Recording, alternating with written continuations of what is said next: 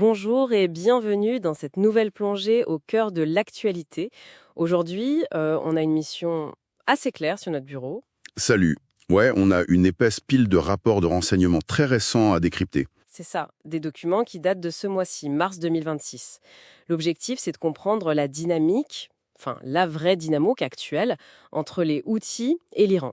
Faut dire que le contexte est particulièrement lourd. On est juste après les frappes dévastatrices de l'opération Epic Fury en février dernier. Des frappes qui ont coûté la vie au dirigeant iranien Ali Khamenei. Exactement. Et ça a profondément déstabilisé l'axe de la résistance. Je précise d'emblée qu'on rapporte ces faits avec une neutralité absolue. Tout à fait. Le but, c'est pas du tout de valider les actions ou l'idéologie d'une partie ou d'une autre. Bien sûr. D'ailleurs, la première chose qui saute aux yeux dans ces notes, c'est la fin d'un mythe tenace. L'image classique du marionnettiste iranien. Voilà. L'Iran qui contrôlerait sa marionnette Houssi, c'est totalement obsolète. La soi-disant marionnette agit aujourd'hui de manière presque totalement autonome. Il gère ce qui ressemble à une véritable entreprise géopolitique ultra lucrative en fait. Le nerf de la guerre, c'est l'indépendance financière. Les rapports estiment leurs revenus via le trafic maritime à près de 180 millions de dollars. Par mois. C'est complètement fou. C'est l'équivalent du péage maritime le plus illégal au monde. Ouais. Ces fonds massifs, c'est des frais de transit extorqués aux armateurs dans le détroit de Bab el-Mandeb. Et du coup, avec 180 millions de dollars de revenus mensuels, on comprend mieux comment ils financent leur arsenal. Ce qui déconstruit totalement le mythe d'une dépendance absolue au fond de Téhéran. On est très loin des simples roquettes non guidées de 2011, quoi.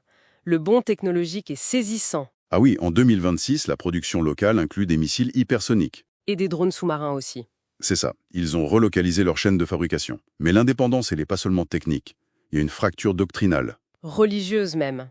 Il y a cette anecdote très révélatrice dans les documents concernant les condoléances pour la mort d'Al Khamenei. C'est un détail crucial. Les Houthis pratiquent le zaïdisme. C'est une branche très distincte, qui ne reconnaît pas la hiérarchie du chiisme iranien. Et ça s'est vu dans les actes.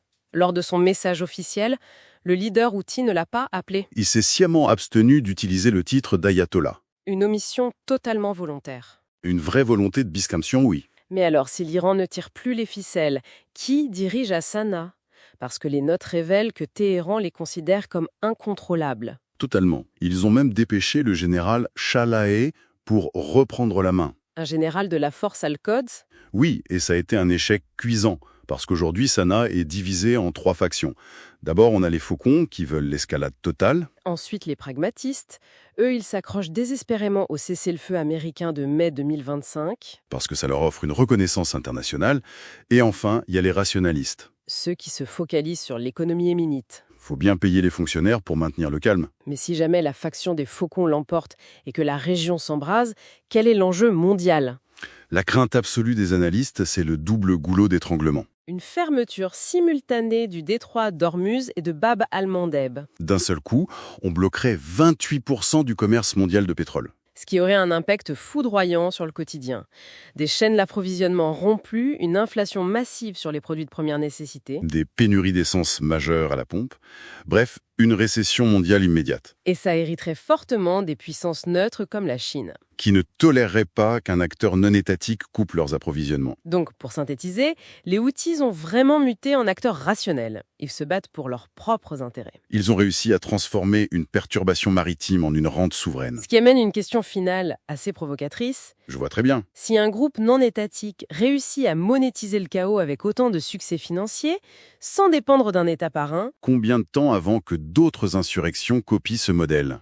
une véritable franchise du chaos à travers le monde. Un modèle économique terrifiant. De quoi réfléchir bien au-delà de ces documents. C'est la fin de notre plongée d'aujourd'hui. À très bientôt pour la prochaine.